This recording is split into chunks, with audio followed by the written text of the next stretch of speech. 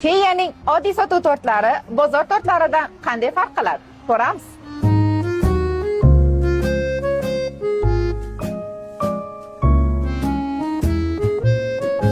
Feyaning oddiy sotuv tortlari birinchi o'rinda dizayni bilan farq qiladi.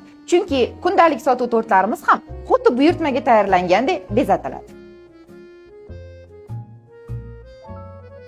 Oddiy sotuv tortlarimizda ham 3 qavat prosloyka qilinadi va har bir qavatida nachinkasi bor.